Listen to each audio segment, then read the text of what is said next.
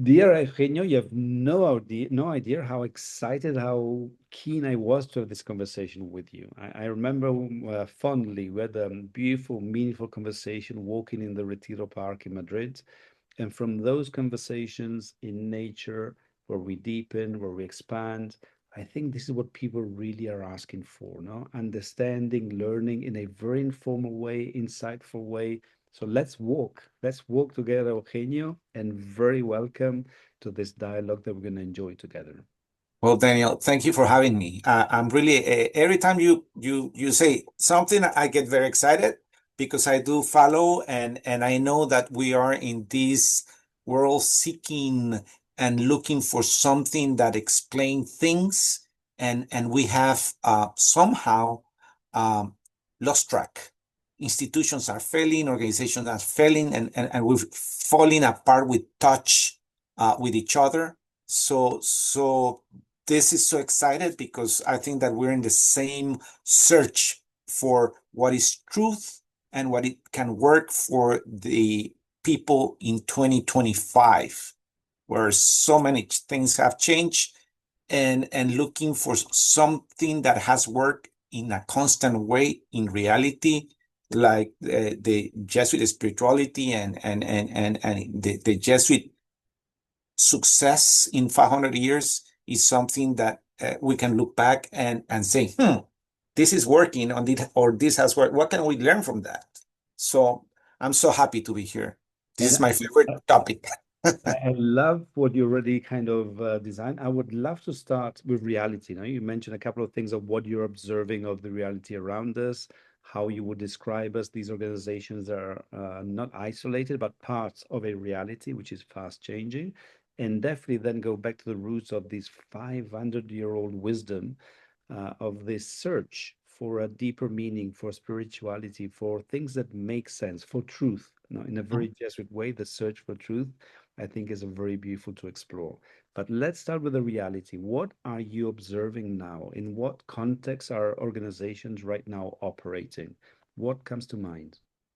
Well, to me, I think that one of the biggest problems we have, I teach a class of organizational behavior, and trying to look for my explaining to my students what our organization is. I think that the organization theory fails to have a a clear understanding of what our organization is, because there's many movements and there's many, like people, this is their opinion, their systems, their structures, their manuals, or their and there's not a coherent definition of organization. And I think that this is one of the biggest problems, because when you have definitions that are interpreted in different ways of what is an organization, what's a culture in organization, it becomes very expensive. It's not only exhausting for you and me and anybody who works in an organization, but it truly becomes very expensive to have not a unique definition and understanding of what organization is. And I love you say just exhausting and expensive. And as any good organizational development person say, I'd want to avoid expensive things. I want to avoid, there's already enough stress to add to that. So why are we speaking in so many different voices? And what is a definition? What is something that can unite us in terms of describing this new organizational structure? What is emerging in your thinking right now, in the way you explain to your students, but also that you write in your books? Well, actually, one of the things that drove me to this definition is I don't I just it was by reading the Ignatians or the Jesuit Constitution, which was very dry thing to do because it's a 500-year-old document, and in this old Spanish reading, which is ChatGPT did not improve on that thing, right? 500 years ago, they didn't have ChatGPT to improve on the text, so it may be a bit. uh, well, I wanted to the thing here is that Ignacio of Loyola wrote the Constitution by himself. It's his doing.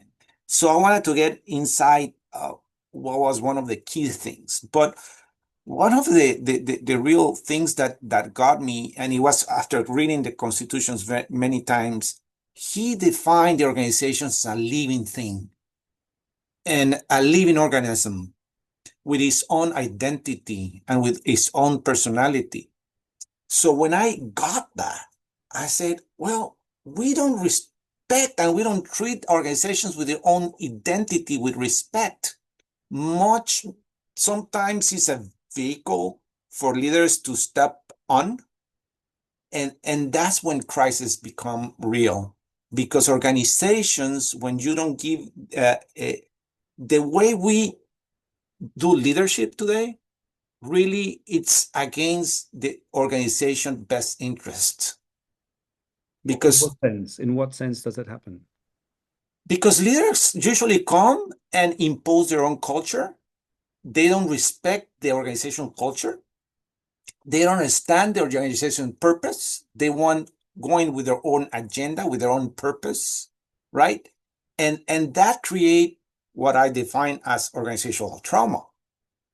Because you're saying that in the mission, vision statements, and purpose, you say something, but then you start doing something different. There's a disconnect, and there's cynicism, because you realize that this is not true. This is a lie. This is a marketing thing. And that's where the disconnects start, going down, down, down, down. And that's why we feel disconnected with organizations, because what organization is supposed to be is not what really is.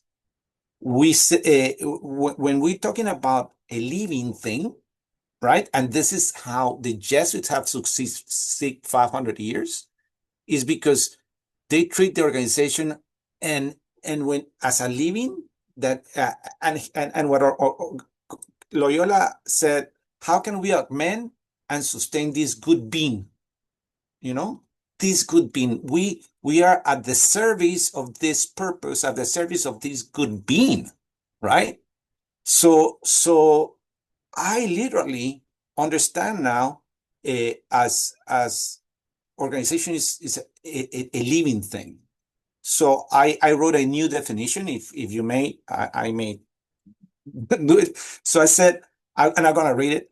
An organization is an intangible living extension of humanity, reflecting the image and likeness of its creators. It integrates a spiritual identity and material tools through people to serve others and share success collaboratively. So there's a lot of. Let's break that down, because each one of those words means so much. Just from the top, just intangible. So, oh my God, intangible. I thought I could put my hands around it, put some data, do an annual report. So what intangible sounds to me sounds absolutely beautiful, because it allows you to be so much, and then so threatening for the structure and the organization. I want it to be tangible. I want to touch it. So let's start with the tangible or intangibility of this new definition of the organization. Well, the intangibility is that there's a spiritual identity, and I'm not talking, it is reflecting the image and likeness of its creators, is not lightly taken, but it, like Loyola is easy for the Jesuits, but Steve Jobs is very important for Apple, and when organizations find themselves in crisis, they should usually go back to their roots, right? And start, what our creators wanted, what were the principles, what are, the vision they had, and they, hey, let's go back to that, right? So it is, in this sense, spirituality and identity are intangible, right? The material part, it's all the processes and systems, but they need to be, I don't like the word align, because it's so mechanical. I like more harmony. There has to be harmony, because harmony allows you to to this movement. A living organism moves, right? And what you need is harmony between what you do and what you want to achieve. And sometimes you need to adapt and maybe need to come back to harmony, right? But it's more flexible than aligning. Aligning is like, and it doesn't need to be alignment. It needs to live in harmony. The processes and the systems and the manuals need to be in harmony with the principles of what the spirit and identity of organization is, what their purpose, what the values. When I hear words like harmony, alignment, I feel there's a letting go element, yeah, because control would have everybody go in this direction.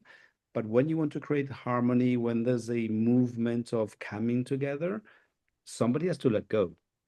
So Well, how do you allow this new the wise leader sapiens to let go, to align, to allow? What are some elements that make this happen?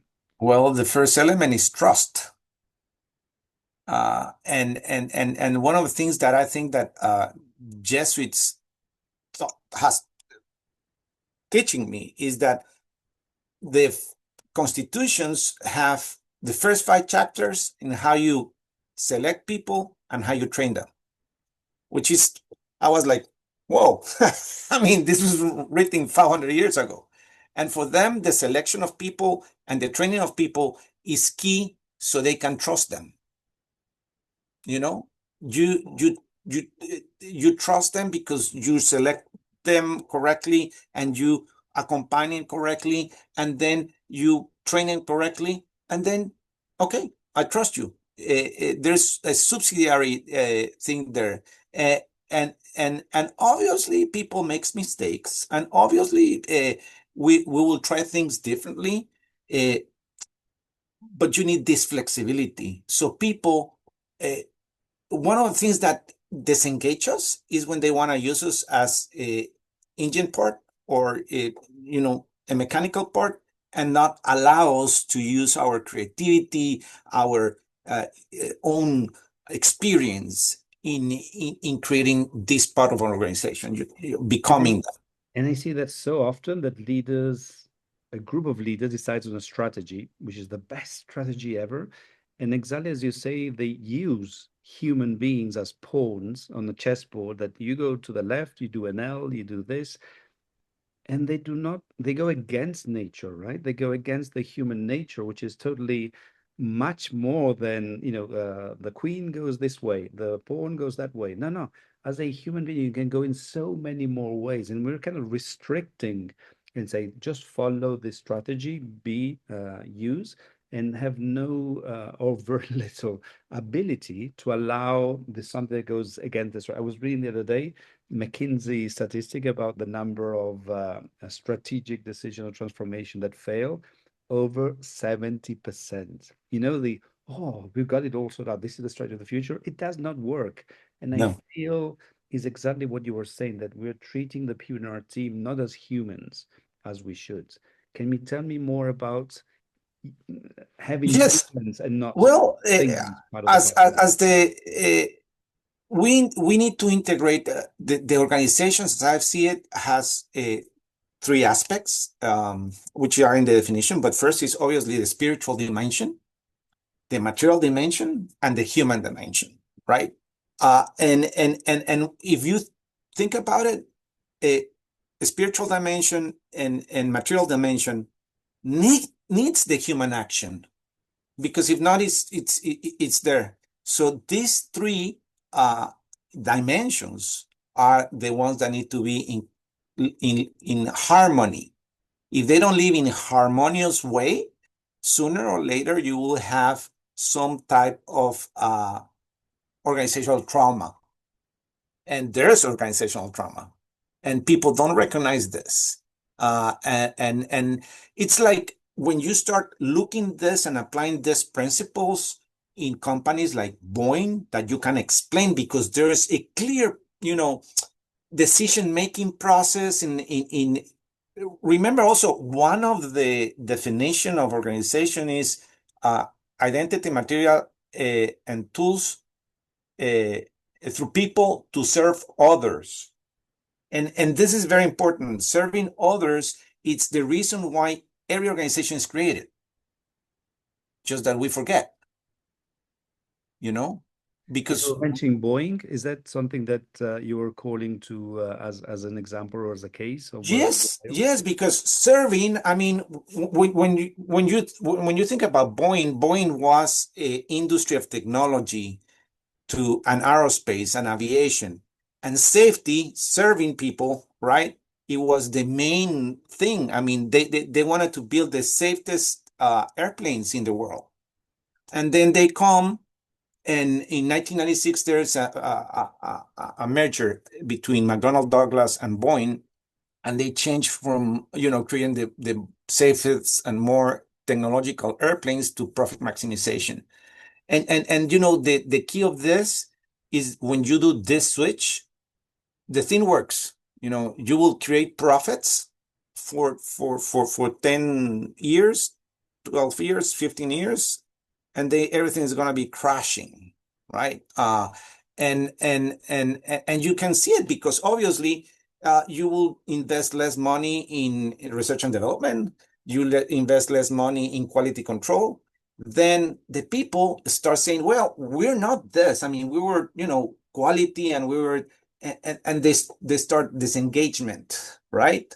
And then when you keep doing this and this to extent that planes stop flying, right? That's what happens. But the beauty of this is that it is important here.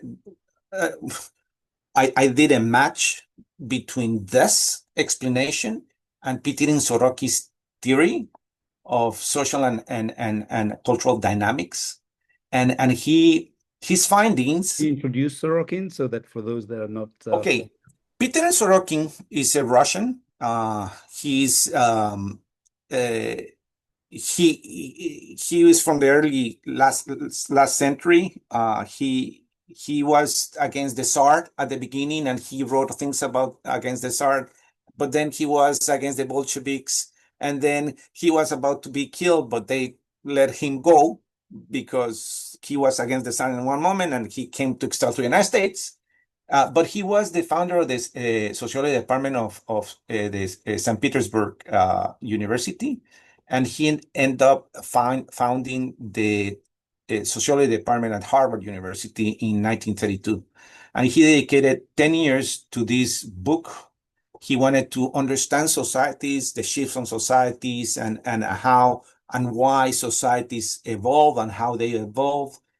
So he did a masterpiece. He analyzed 100,000 pieces of art because he wanted to see how people shift and how that was manifested on art and ethics and laws.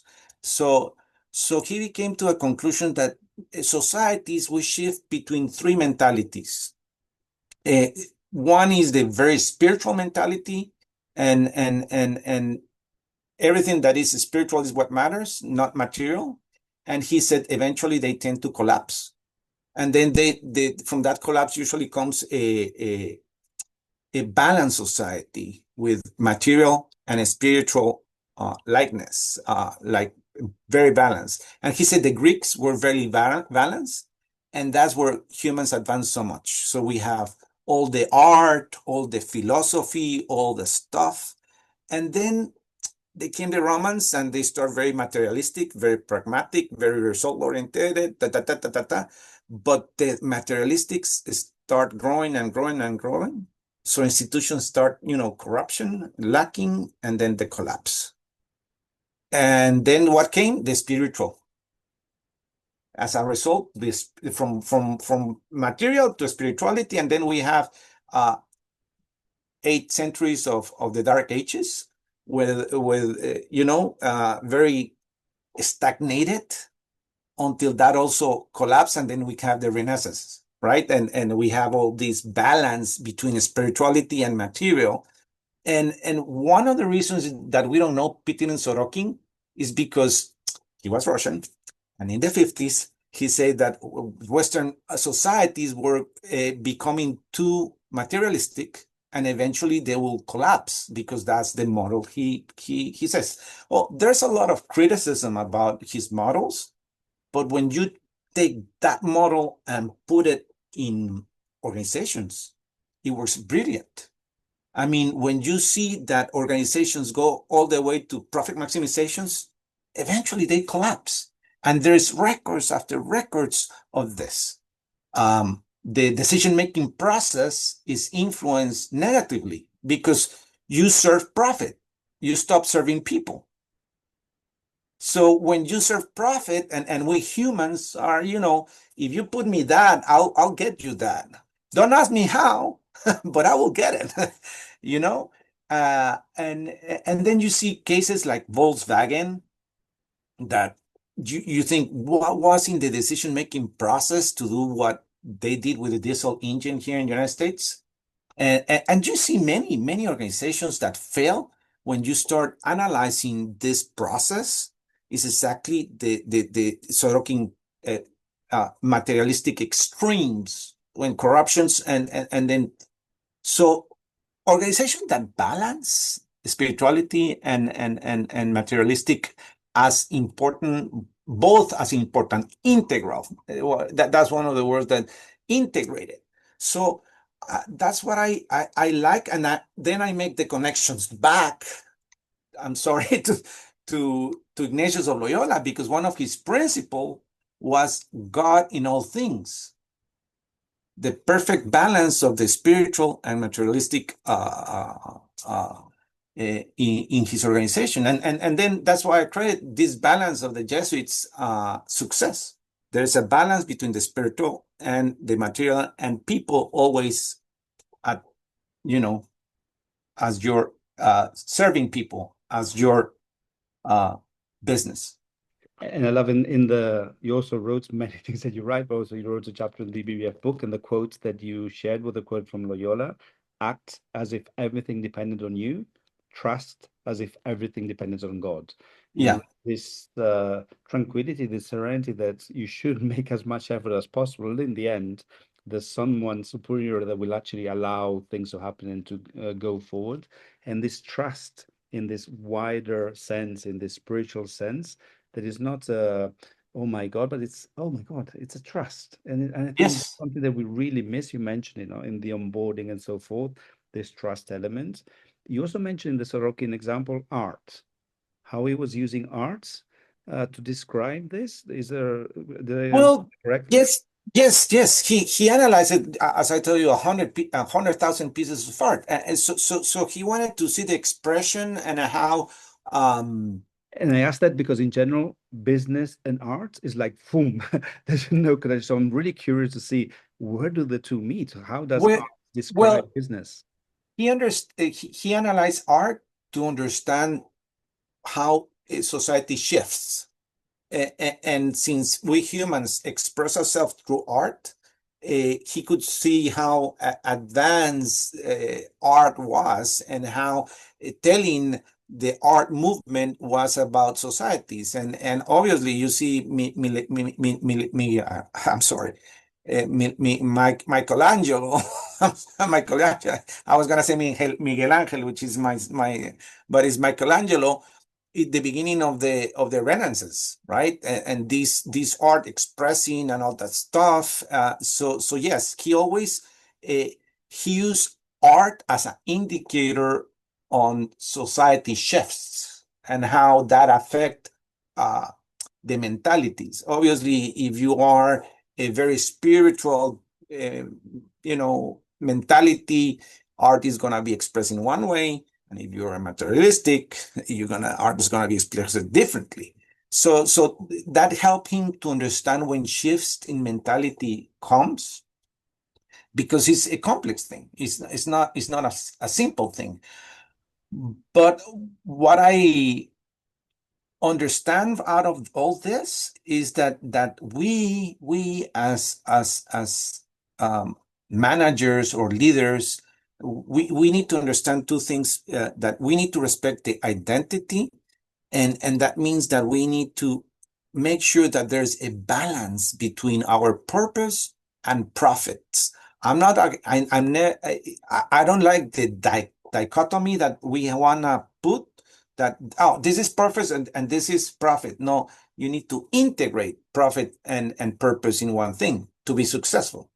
And it's interesting because when you said art is an expression of ourselves, and all of a sudden I was thinking how beautiful if our enterprises were an expression of ourselves or our best selves, and how far away that is from the truth right now. Too many enterprises are not the expression of the human, of the being, of ourselves. They're just machines, they're clogs, they're things that work. And I think that's really a big failure that business and enterprise and organizations should be much more the expression of who we are, of what is our deepest desires and aims and future that we want to build, because that has a huge consequence in the way we behave, in the things that we do not do, the way we take decisions, the products and the services that we do.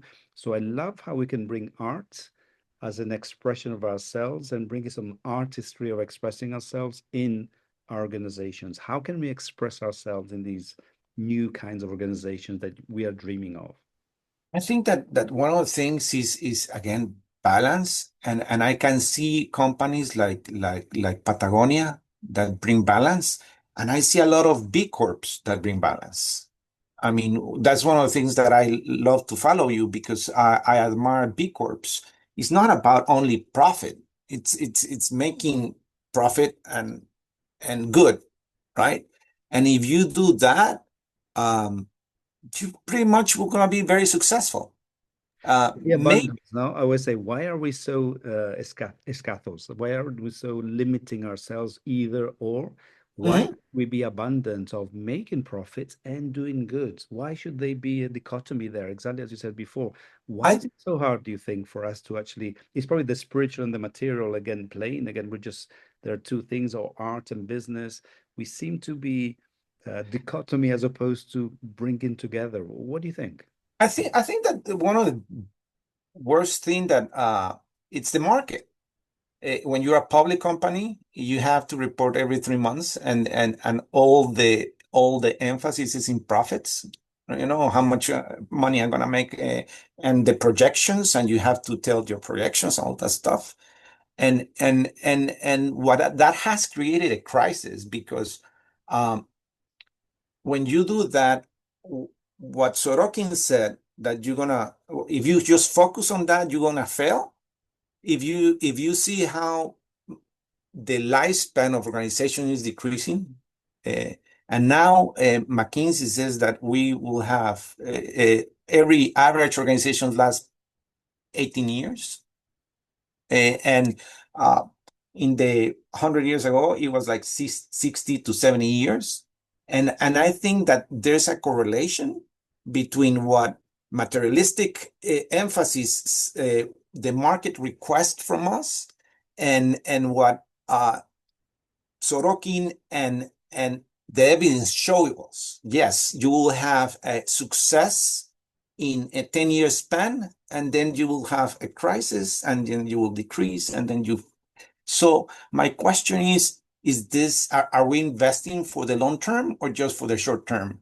And we could create organizations that last long, but we kill them. It's like we kill the golden goose or the golden chicken, because we want to exploit it as much and as quickly as we can, and we're losing a lot of resources and wasting a lot of money.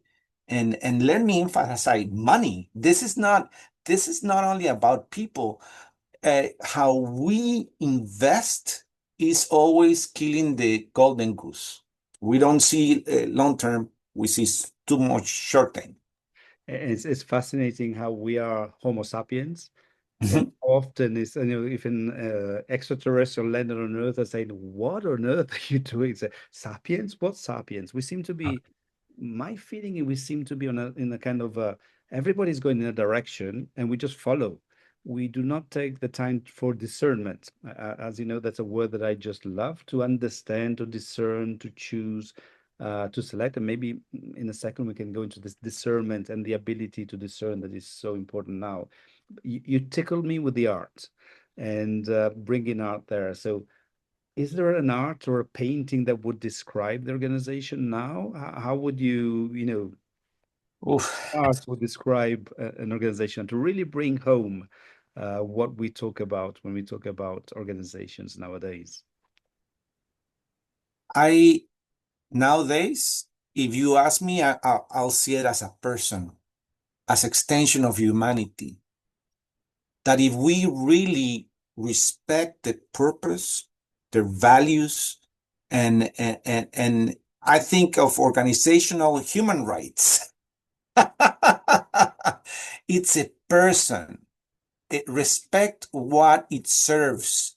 It serves people. That's what it says in their founding charters, in the mission, in the vision, in the purpose. But we kidnap it and we utilize it and we enslave the organization to exploit as much as we can. And then we leave corpuses of organizations. And in the process, we also may leave corpuses of persons, of real people, being exploited in that way. So the organization is another person. And it's funny, how we say, oh, we should serve people. Ah, but it's so hard.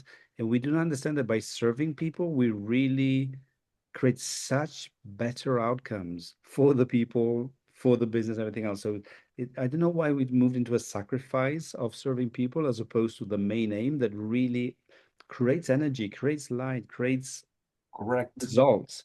And we seem to have forgotten that. But I remember you were talking in another conversation about the painting of Pollock as a Yes. description of it. Tell me why, where does this association go?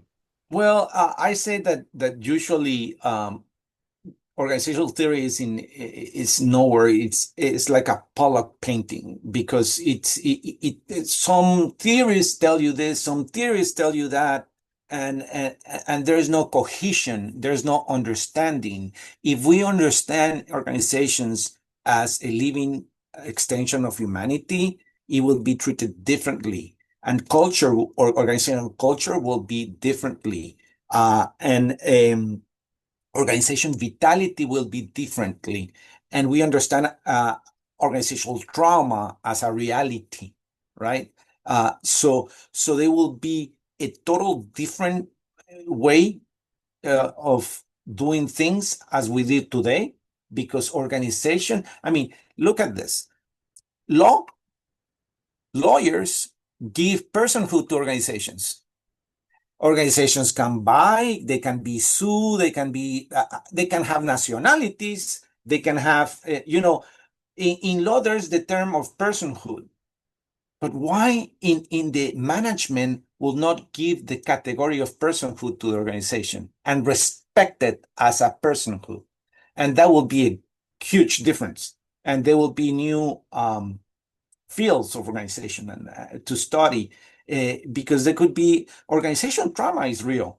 What happened with Boeing was an organizational trauma that resulted in people dying, right? And now Boeing is trying to resurrect themselves, and they didn't went to bankruptcy because it's too important to the U.S. economy, period, right? It's a And it too will big to survive. fail concept, right? And they Yes, too big to fail. regardless. But if they want to do something real, they need to understand what trauma they created and rebuild the trust. Nobody, I mean, they just came out of a bank of a strike. A strike is nothing less but a lack of trust in the people. So if they don't build trust and they understand that there's an organization trauma and they don't treat it like that way, it will take more money and more year to reconstruct Boeing. And this is what I say, that Pollack, the organizational definition, the organizational description doesn't help us to understand organizations better. And this create like very costly because remember when Chrysler and Mercedes-Benz measured, all the numbers were right on it.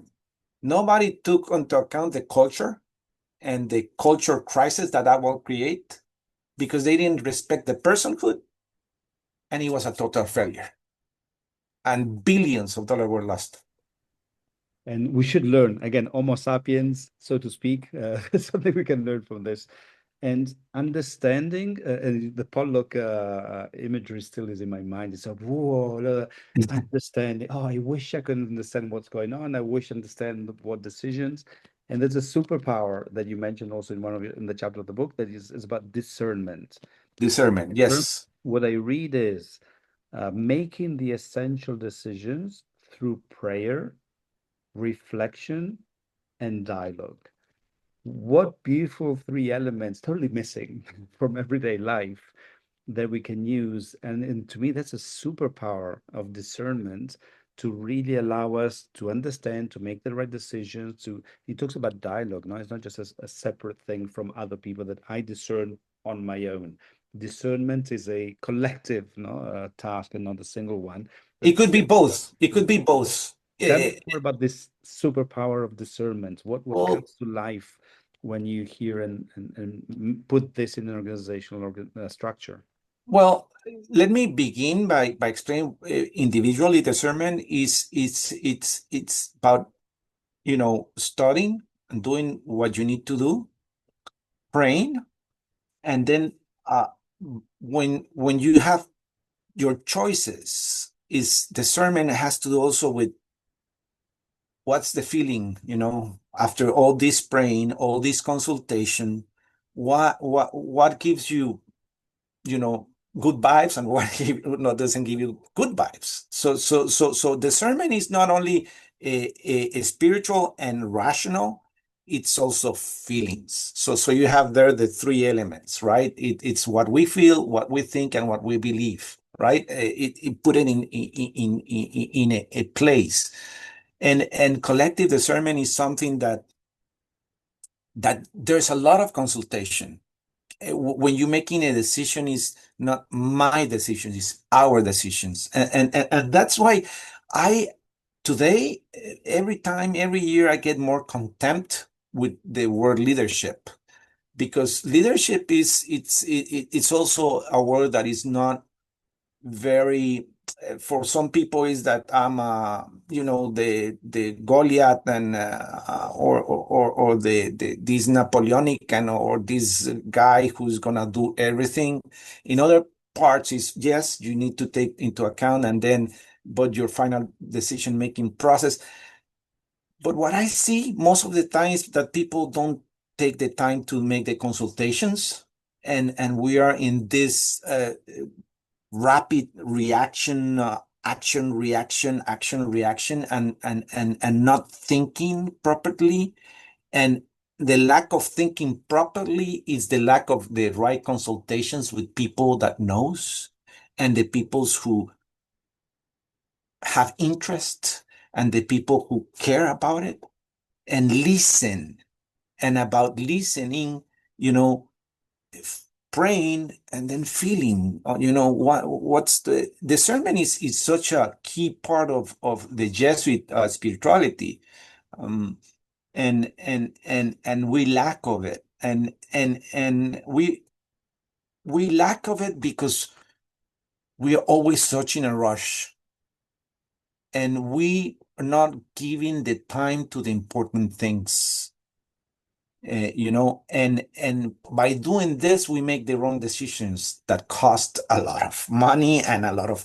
So if And you ask me, yeah, uh, and I think there's an element there which may take people off on a tangent. Said, oh, you mentioned think, feel, believe.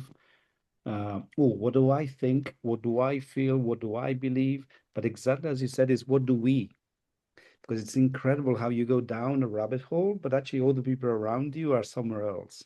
So the ability, and that's a really tough ability to, in this discernment, to what do I think? What do you think? What do I feel? What do you feel? What do I believe? What do you believe? And it's not just again, I think we've lost now also the ability to discuss. I think one thing, you think the other, enemies.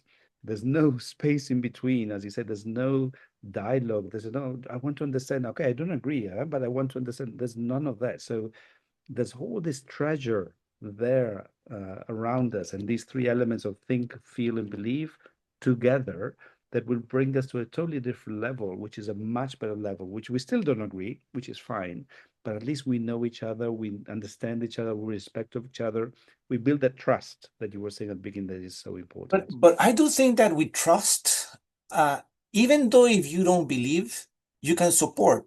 You know what I mean? That's trust. I mean, when you trust with your team and you give an opinion and you go in the process and you say, you know what?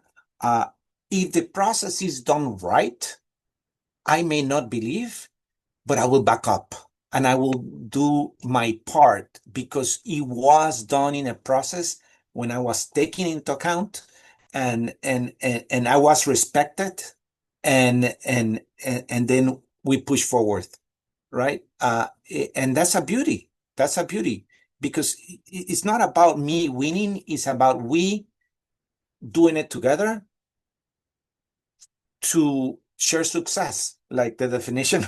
And I share that is important. That is important. And it's beautiful. You just so clearly show the elements that would allow organizations to go to the future. As you know, ebbf is all about ethical business, building the future. So I'm curious to hear about the future that you have in mind. So what are you seeing as a possible future? And on the other hand, or maybe the same, what do you see as a desired future that organizations can strive towards? You know, I am an optimistic person. I really I see people that that I feel sorry for younger generations. I give classes at university levels and I see some kind of despair and I say, people, I mean, you're 20 years old, man, and you have all your life. I mean, see, and they see the problems, but I see the solutions. You know, it is true that humanity faces one of the biggest challenges we have faces, but it is true also that we have the best tools available right now to solve them. I mean, uh, I believe in people. I believe in in the Homo sapiens that we're very, we're very weird creatures. But I do believe that we at the end will do good things and we can advance. So I love crises because out of crises there's new beginnings, right? And I see a lot of possibilities. Uh, uh, I understand that there's a lot of thirst for what we're talking about here, Daniel. People need to understand. People are looking. They're searching for answers because they know that we're in this crisis. So I think that there's a huge opportunity that we have here. And I see eventually that we realize that organizations are human extensions uh, and that we need to respect them. And if I'm going to be the leader, the first thing I need to know is respect the purpose, respect the leader of an organization becomes the number one defender of the organization identity, of the organization culture, of organization purpose, and will work to harmonize everything, uh, and and any real organization is in service of people. Period. Everything else it's I just let me add this because I think that organizing an organization is two different things. Organizing is to achieve usually one end. Like one of the biggest organizing was invasion of D-Day in Europe. Imagine this organizing. That was not an organization. It was organizing. It was, doing this with this end. That's not an organization. They didn't build an organization. There were armies from all over the world. There were, different branches. And that's organizing for achieve one success. And I think that when you say, "Oh, we're gonna achieve profit," you're organizing. That's not an organization, right? When the purpose is only one specific material end, that's organizing. You're organizing an event, a party, or you can organize something like D-Day, which is very complex. Organizing or sending the man to the moon was unbelievable organizing. It requires many organizations if you want. But organization, it's more complex. It's a human thing. Organizing, it's an objective, an end. And I think that a lot of people confuse organizing with organizations and want to transform organizations in organizing, killing the personhood of the organization, right? So they kill the person and put this in an organizing mode to achieve one purpose. And Eugenio, I think that to give hope to these students that are around you and to give energy, I think there's an optimism that we share, but also putting things in context. Now, you mentioned Loyola's teaching from 500 years ago. Right now, we're in a crisis. You mentioned D-Day, or the crisis in Cuba, the Cuban crisis of the 60s. That was world ending. Yeah, two forces were about to press the button, nuclear. That was a big crisis. The World War. If anybody was living, luckily nobody lives anymore because they're old. What happened and the lack of hope that we're being bombed and the world war, the whole world was in a war there. Medieval times. I mean, can you think of living in medieval times? How harsh and people life expectancy was 40 years. So yes, we're in a crisis, but let's put things into context on the wider context of humanity. Actually, as you say, we have a lot more solutions than crisis. COVID, right? In 2 months, we found the vaccine that saved millions of lives. So I think the main crisis is just too much. We have too much possibilities, too much information, too much to choose from, and this creates an anxiety. No, and we're trying to organize things as opposed to create communities, as opposed to create organizations that have a real purpose. So I think exactly you really nailed it in terms of what can unite us, not align us, unite us to move towards this future that has never been so possible. But then we need a bit of clarity, a bit of discernment about not going forward. Can you share us one last maybe thought or idea if people leave this conversation? Is there something that has emerged in your research of organizations or evolutions that you think could be useful as a last phrase to move forward? What next? I will say that I will go again serving people. I'm sorry, but that's what can and will unite us. Uh, if I'm serving people, if I'm achieving this service, I don't know if I don't care if you're in bread or you're in coffee or you're in, but or in technology, but when you serve people, that will, and you put people at the center, that's when things get solved. Is when you put things in function. Like one of the biggest problem is that we put people in function of the organization or in function of state or in function of church or in function of whatever.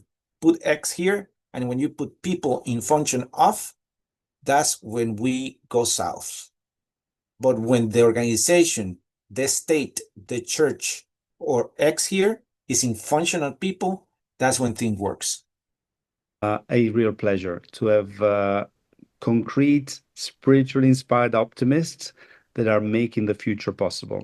True delights to be having this conversation with you. I look forward to the next one and to continuing to make the world. Thank you, Daniel. I'm very happy and excited to be here and always at your service.